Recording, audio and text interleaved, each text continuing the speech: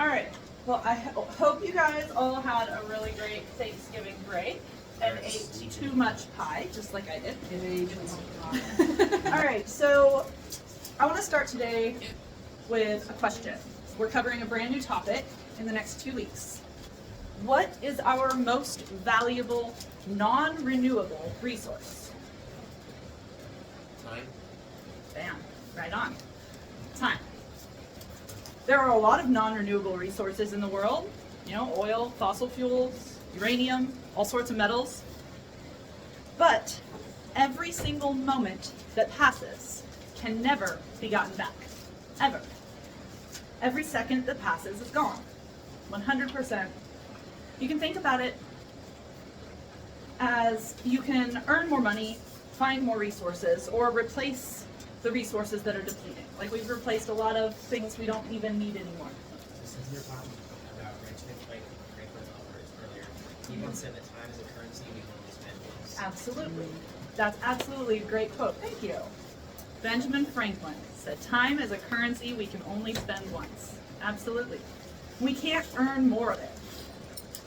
All we can do is use it wisely, because the scary part is we never know how much time we have left. Some of us know this more than others. Some of us have had this thrown right in their faces. You can think about it like a bank account that you can't check the balance on. Can you imagine having a bank account saying, okay, this is your only bank account for the rest of your life. You don't know how much is in it, and you cannot check the balance, and you can't add more to it. Here you go. That's it. When it runs out, your life's over. That's pretty intense, right? Thinking about it with money. Money's something we use and spend every day, and we make more of it. Time, we can't make more of it. So we have to budget it wisely, even more wisely than we budget our money. You can only spend the time you've been given, either intentionally or frivolously. It's going to be spent either way. So before we get into the psychology of today, I want to show you guys something that connects this idea perfectly to Scripture. Psalm 90:12 teach us to number our days, that we may gain a heart of wisdom. God in that verse was telling the psalmist that we don't need to obsess over time per se, but we need to pay attention to it. We need to live aware of how precious our time is. Wisdom grows when we stop living on autopilot and start noticing how we spend our time that we've been given, that we've been blessed with. That's why the next 2 weeks are going to be about learning to see where your time is actually going and how to use it more intentionally. Because if you don't decide how to spend your time, someone or something else will decide for you. Okay? You can't stop it. It's spent automatically. You can only decide how to spend it. Now, I need a volunteer for an experiment. It's nothing crazy, but it's a couple of simple mental tasks. I think I want to use you for the other one. Since you have nice small arms. It'll be more dramatic.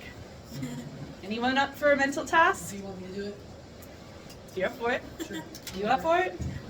Alright, come up here. Gosh, we're big favorites. Kevin's my backup, so he was only volunteering because I made him. She asked All me if I right. could. So, you're so tall. Alright, He's about his head So- on the doorway. you're going to do 3 rounds of this challenge. Okay? It's a timed challenge, but don't worry too much about the time. It's just for data. So for the first round, you're going to count from 1 to 26 as fast as you can out loud so that we can hear you and clear enough so that we can tell where you're at. Okay? Ready, set, go. 1, 2, 3, 4, 5, 6, 7, 8, 9, 10, 11, 12, 13, 14, 15, 16, 17, 18, 19, 20, 21, 22, 23, 24, 25, 26. Good. 8 seconds. Theater helps. Pressure. Theater All helps right. with that. Round 2. You're going to do the same thing, but with the letters of the alphabet. A through Z.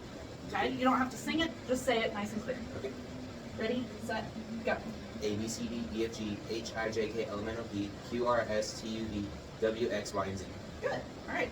6 seconds. Even faster than the numbers. So total, that was 14 seconds. Right? Okay. Now, round 3. You're going to alternate between numbers and letters.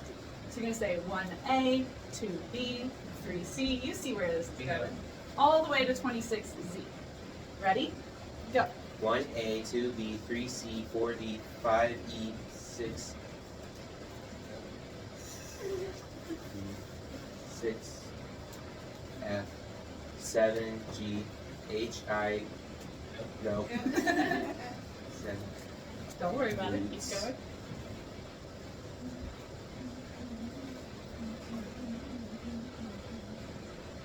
G7, H8, I9, J10, 11K, 12M, 13N, 14O, 15B, 16Q, 17R, 18S, 19T, 20U, 21B,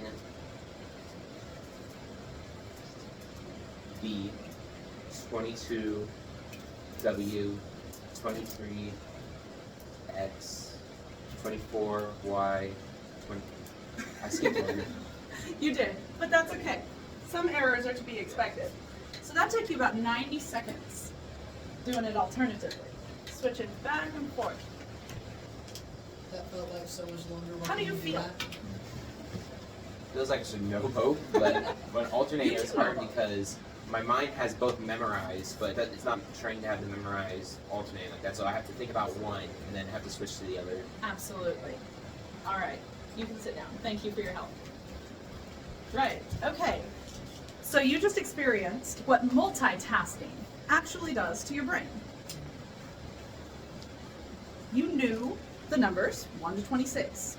Easy peasy, 8 seconds. You knew the letters A through Z. Easy peasy, 6 seconds. But alternating between them took 90 whole seconds. And you made an error, right? Which I did actually expect. I expected more errors, actually, 'cause it's really hard. I tried to do this and was timing myself, and I'm like, man, this is really difficult. So here's what happened. Your brain had to switch back and forth, just like you said, 2 different tasks. Every time you switched in between each letter and number, your brain had to stop what it was doing, stop its flow, remember where it was on the previous task, A, B, C, D, E, F, G, H, right? Reorient itself, start the new task, and then do that over and over and over again. And that switching isn't free. It comes at what scientists call the switching cost. It drains mental energy, slows you down, increases mistakes, and lowers the quality of your work. So what we call multitasking is actually called task switching. It's your brain rapidly switching between tasks, and it actually exhausts the part of your brain that does all the most important stuff. You guys remember the prefrontal cortex? Yeah, Yeah. I can feel it right now. You can feel the drain, absolutely. That part of your brain that helps you plan, focus, stay disciplined, and make decisions that work towards your goals, that part gets hit the hardest. Physically draining. Studies show that constant task switching, so people who try to multitask all the time, that actually weakens the area of your brain, that prefrontal cortex that's so important over time.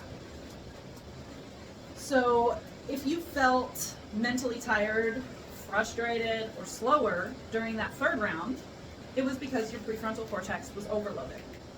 Multitasking is not a superpower, and I used to say it was, because I used to think I was really, really good at it. Now I know better. It's actually a productivity trap. Your brain does one thinking task well at a time. The more you switch, the more you drain your brain. You're at 11 minutes. So here's the reality. Just because your brain can do it, you made it through the numbers and letters exercise, doesn't mean your brain can do it efficiently. Or should do it, exactly. Your brain is incredibly powerful. I want you guys to know that. That's been a theme throughout this whole class, right? However, it does have its limits. And one of those limits is that it can only truly focus on one thing at a time. When you think you're multitasking, you're just task switching, and that every switch costs you time, energy, and quality. Now, I will note there are a few exceptions, but they are very specific. If you're doing two completely different types of tasks, meaning an automatic, purely physical task paired with a purely intellectual task, then you can usually do both. So examples of this is like washing dishes while listening to an audiobook, right? If you've been washing dishes for years like I have, your hands are on autopilot doing the dishes. You don't have to really think about how to wash the dishes. So your brain is free to focus on the content that I'm hearing. I do that all the time. I love listening to my audiobooks when I'm washing dishes.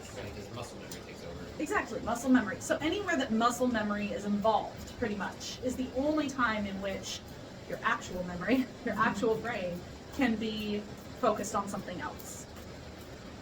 So like going for a walk and listening to a podcast, your body knows how to go for a walk. One foot in front of the other has been pretty easy for quite a few years now, right? So then that leaves your mind free to process what you're hearing. Folding laundry while listening to the audio Bible, physical task, doesn't take much thought, and that intellectual input is free to happen. I actually do this all the time. I'm almost always listening to something. My kids know this. They'll come up and talk to me and I'll have to be like, what? Or what I like to do is I can listen to music and draw. Mhm. Because music can actually help you like focus. Yeah, because you don't actually have to focus Exactly. on the music, so that goes backwards. Yeah. Exactly, it's like the other way around. And for those of us with ADHD, having a little bit of It helps. audio stimulation like music, just a little bit, can actually help your brain produce that dopamine that helps you focus on what you're actually focusing on. So music can be a really good helper in that. Let's see. So yeah, that's actually how a lot of successful people squeeze more learning time into each day. They'll listen to audio programs while doing something that doesn't take much thought. But, and this is crucial, the physical task has to be truly automatic. If you have to focus much on the task to do it well, then it is not a good candidate for multitasking. And I want to clarify, driving is one of those, sometimes, okay? If you have a very familiar route, then you can listen to something and kind of learn from it. However, even when I'm driving a route I know well, my main focus will always be on driving as it's supposed to be. Do not ever try to really learn something new from something you're listening to if you are driving. That is not safe. If I'm driving, I usually listen to something previewing something I'm going to study later or reviewing something I've already studied. Okay? I like to save my new stuff for boring chores and out on my runs. Ultimately, most tasks shouldn't be multitasked, even if they can be, because our brain can really only truly focus on one thing at a time. Just like our numbers and letters challenge showed us, it's much better and more efficient and effective if you just focus on completing one task, then moving to the next. The numbers took him 8 seconds, the letters took him 6. Together it took 14 seconds, but when you tried to do them together at the same time, it took 6 times that long. Okay? Alright, so if multitasking is so draining and single tasking is better, how do successful people manage to get so much done? How do they seem to balance work, family, health, goals, and still have time for rest or fun? Any guesses? Very good, you've been paying attention. Absolutely. They use planners. They track their time. And I know some people hear the word planner and start thinking, ugh, a planner? That sounds boring. That sounds restrictive. I don't want to be tied to a schedule. So, before we go any further, I want to clear up some massive misconceptions on what planners actually are and what they are not. Okay? A planner is a tool to see where your time goes and to direct it intentionally toward what matters to you. It helps you see your time from a different view. You can look at your whole week's tasks at a glance so that you're not constantly stressed about what you're forgetting. It gives you a place to put your responsibilities, your goals, and your fun stuff so that nothing gets pushed aside. A planner is not a prison. It's not a rigid schedule that kills your ability to be spontaneous. It's not something that only type A people use.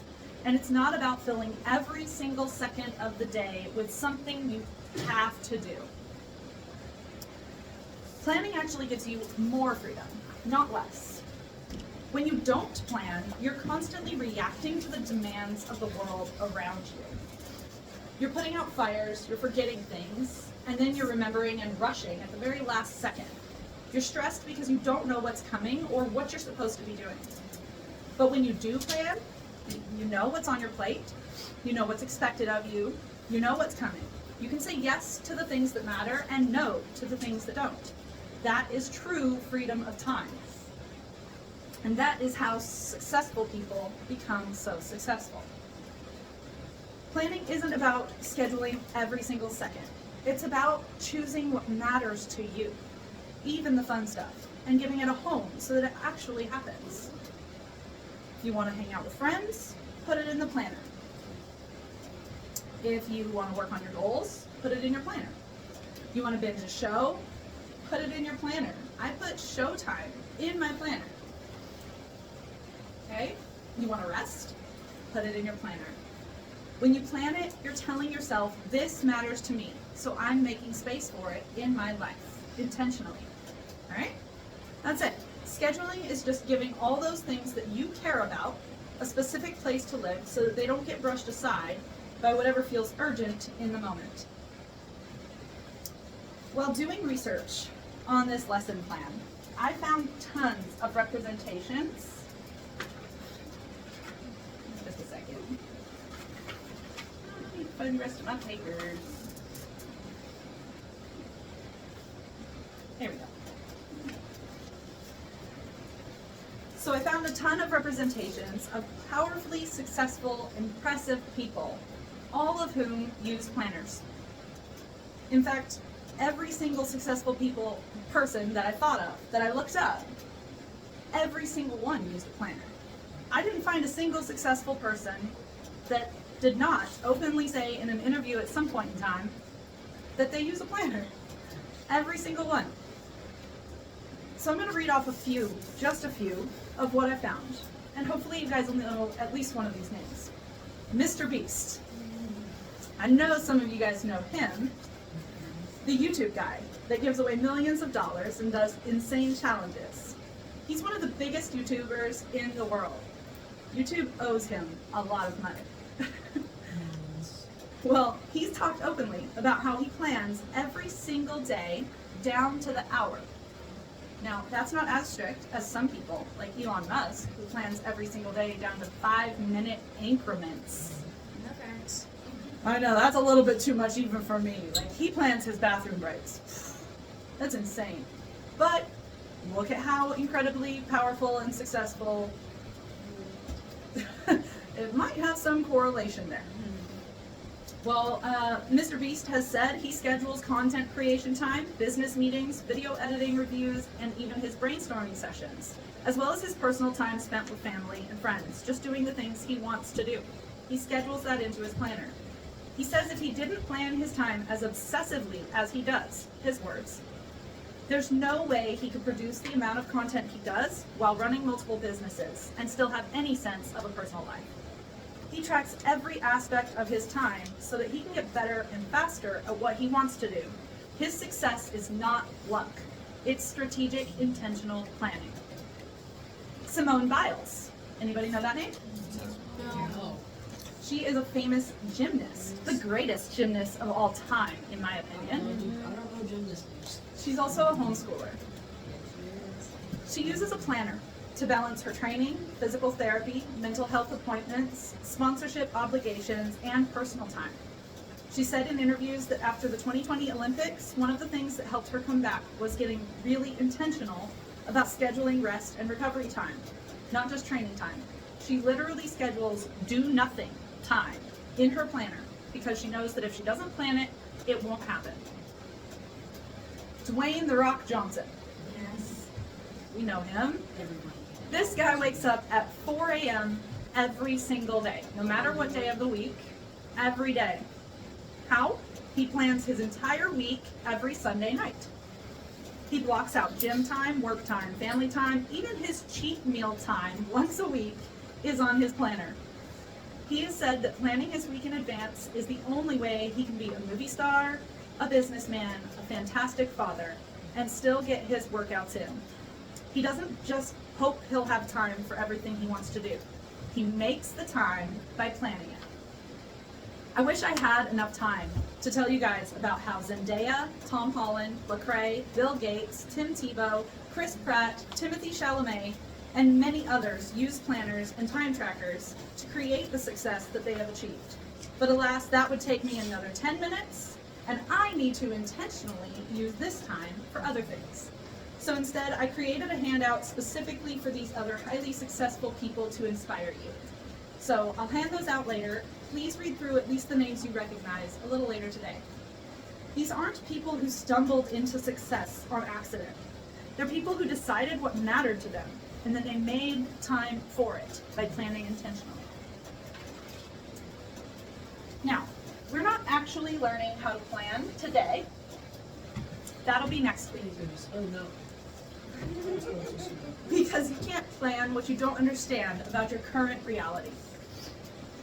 Every successful person who seems to just have it all together figured out, usually the hard way, that before you can design an ideal week, you have to see where your time is actually going right now.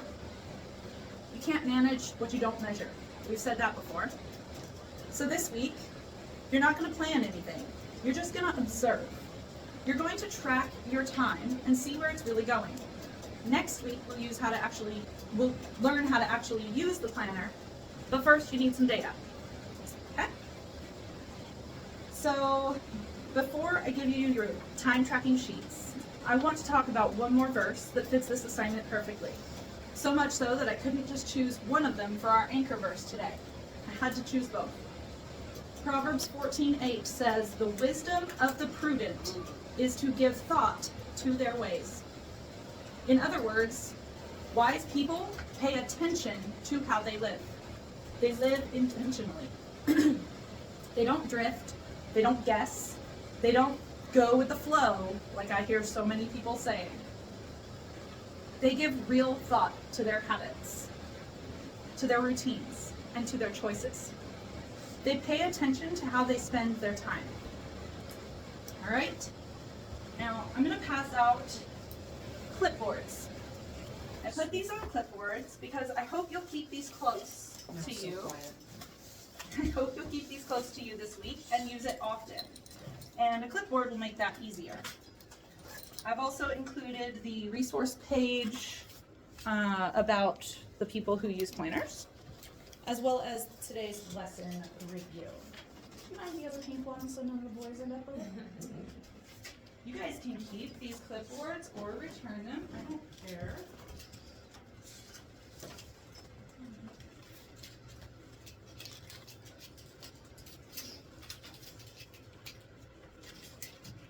Too much color.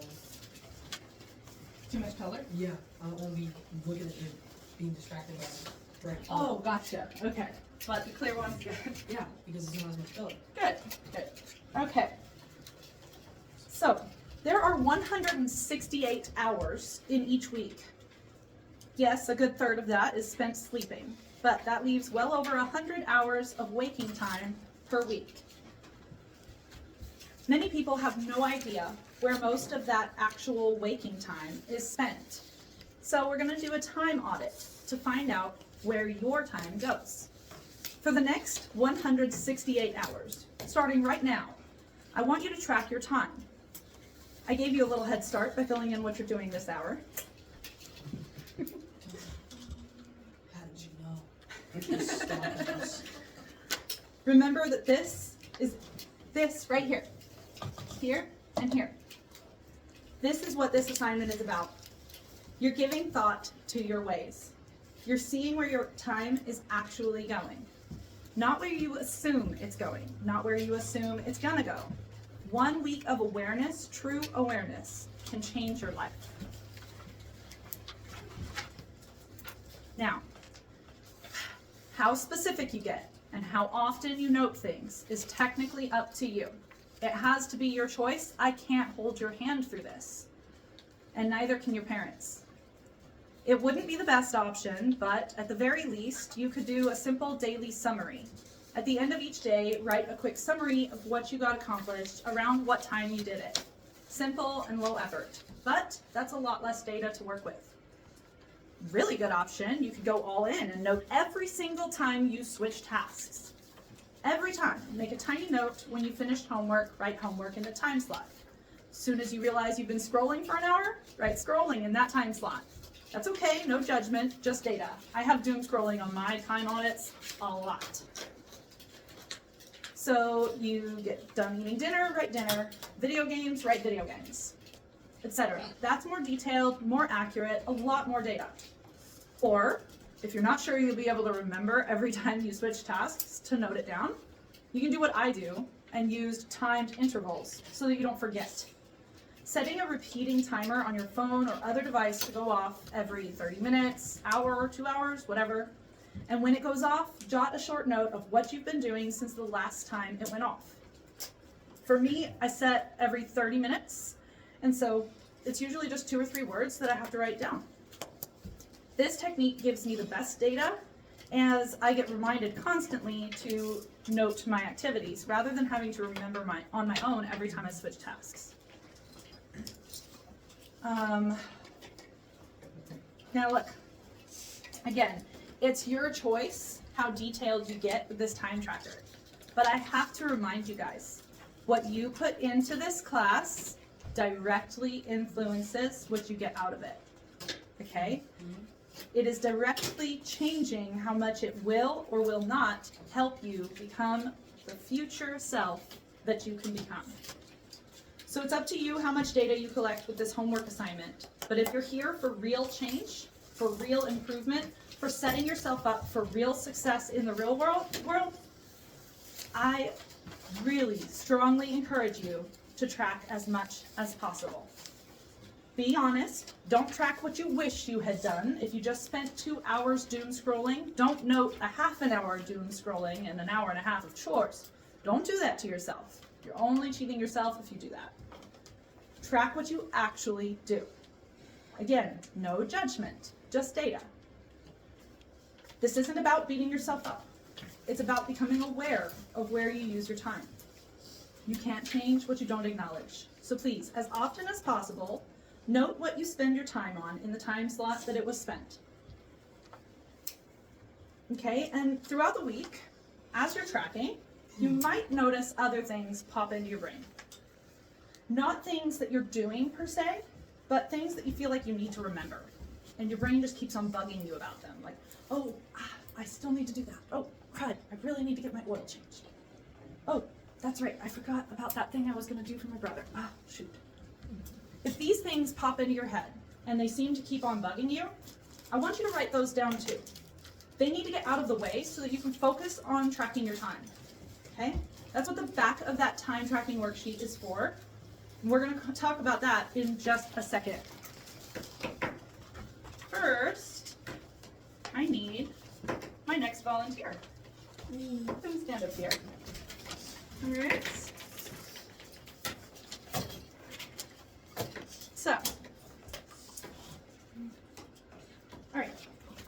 So I just need you to hold a few things for me, okay? So there's those sports that you keep telling yourself you're going to get into. Okay? There's that adventure you want to go on with your cousin. This is the social pressure of friendship and such. Is that a Lego hat? Yep.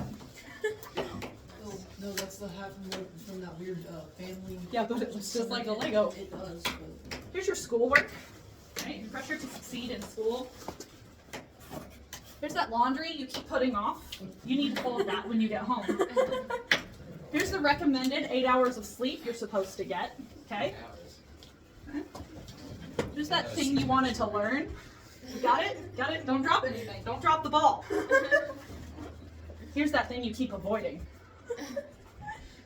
Oh, and here's your chores. Okay. Wow. All right. So now I just need you to do this simple maze. I can't do that. You can't. It's really easy. No, It's a 'cause simple then my maze. hands are full. They are, aren't they? You can't do this simple maze until you sit stuff down. Oh, uh-oh. Got it. Drop the ball. Or the Who is broom. this? Got it. All right, thank you. You can sit down. So did you guys get what that was about?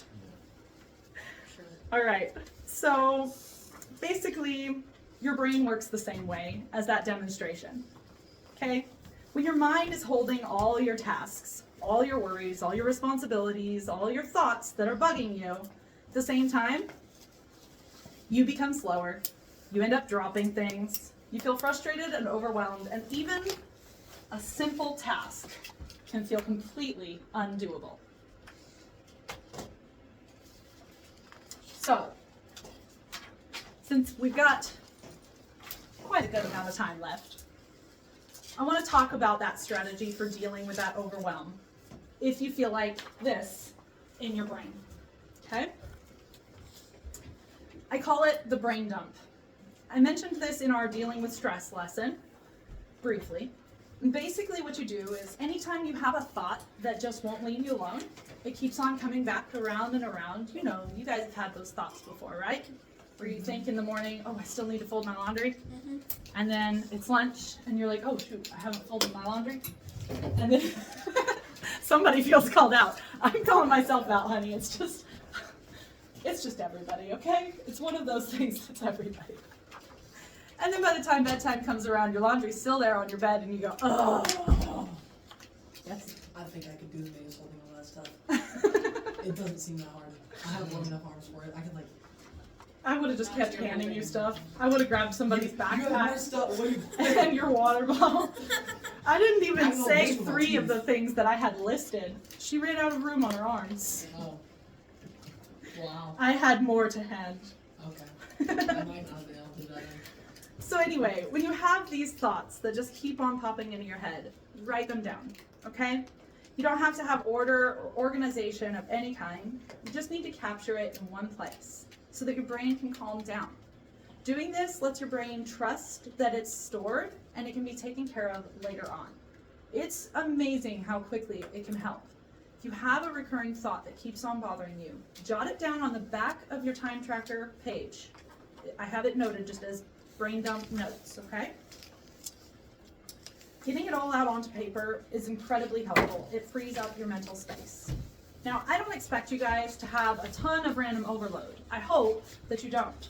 You're young and hopefully you don't have too many things up in the air.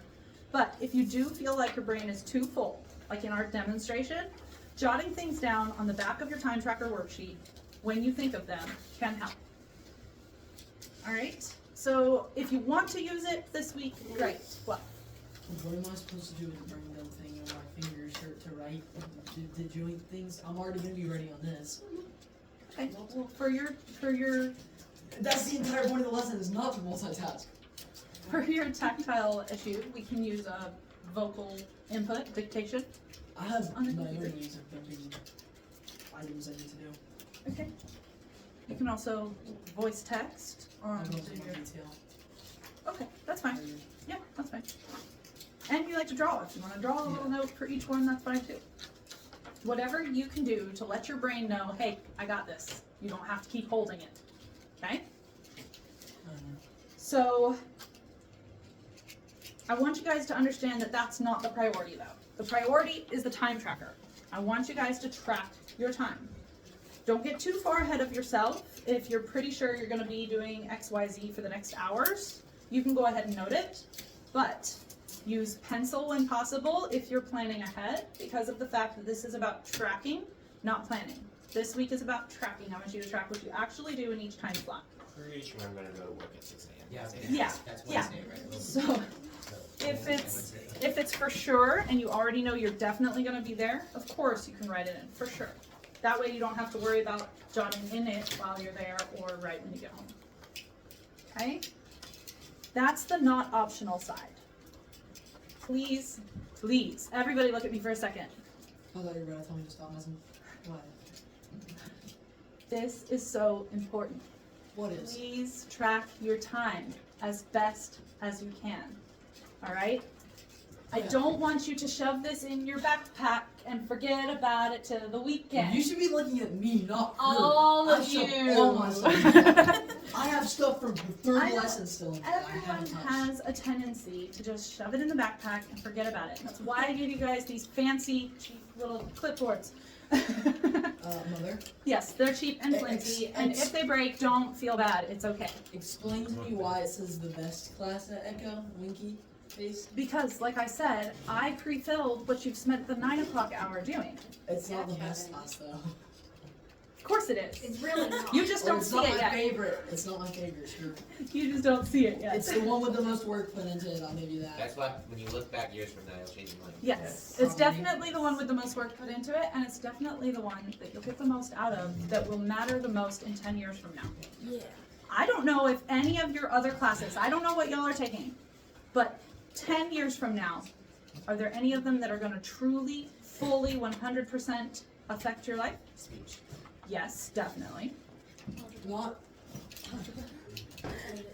Probably not going to matter too much 10 years from now. Not in music. Definitely not in music, but The closest thing to this 10 years now will be the workout because my line of work is going to be there you go. physical. Physical, okay. Since I've got the weightlifting. So there's a few classes that are going to hopefully 10 really, years from now I'll really be in it. help 10 years from now. This is definitely one of those. Okay? So I really want you guys to put in the effort on this one, if that hasn't been made clear. Really, really, really want you guys to put in the effort. Okay? All week, as much as you can. Because next week, we're going to build your ideal week. The way Dwayne "The Rock" Johnson does. Mother. The way so many of those people on your list do. What? What does effort mean? Trying your best. Okay. I know what effort means. Lots of things. It's a lot. Everything. Most It's of it like- he gets from me though, so be nice. You can't even fit it all on these pages.